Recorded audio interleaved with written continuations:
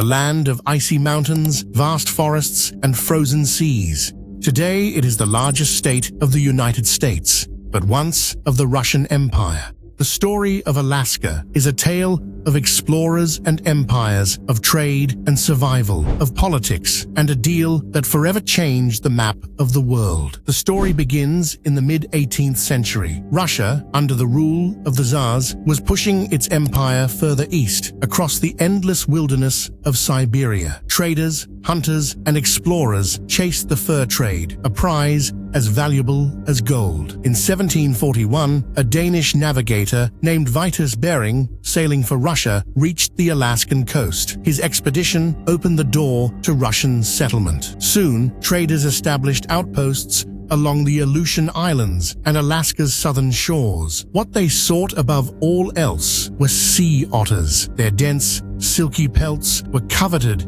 in China, fetching extraordinary prices. By the late 1700s, the Russian-American Company, a state-sponsored monopoly, controlled trade and settlement. Russian Alaska, however, was never heavily populated. At its peak, fewer than 1,000 Russians lived there, surrounded by tens of thousands of indigenous peoples, the Aleuts, the Tlingit, the Yupik, and many others who had lived on these lands for millennia. The Russian capital was at Sitka, founded in 1808, but life was harsh. Supplies had to cross the Pacific from Siberia. Winters were long and unforgiving, and Russian authority was never secure. The Tlingit people, determined to defend their homeland, resisted Russian expansion fiercely. While furs brought profit, Alaska remained difficult to defend, expensive to supply, and always on the edge of loss. By the mid-19th century, Russia's problems deepened. The Crimean War of the 1850s had drained its treasury, but Alaska lay far away, isolated and costly to maintain. There was also the shadow of Britain. With British Canada right across the border, Russian leaders feared that in the event of another war, Alaska could be lost to Britain without any compensation at all. Tsar Alexander II faced a decision. In the end, they chose to sell. In 1867, Russia's envoy to Washington, Edward de Stoeckel, began secret talks with America's Secretary of State, William H. Seward. After weeks of negotiation, a deal was struck. The United States would purchase Alaska for $7.2 million,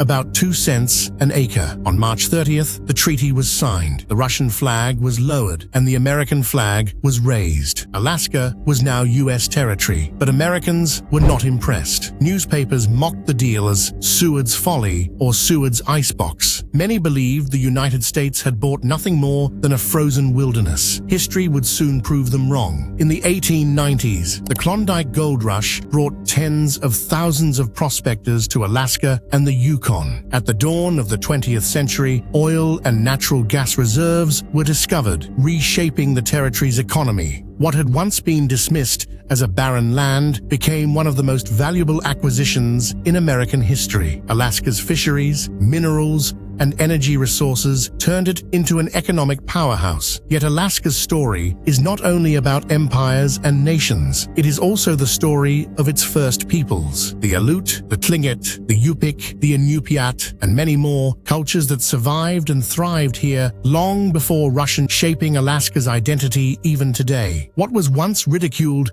as Seward's Folly is now remembered as one of the smartest deals in U.S. history. The land of ice and mountains, where Russia once planted its flag, now stands as America's northern frontier, a place where history and geography meet in a story of global significance.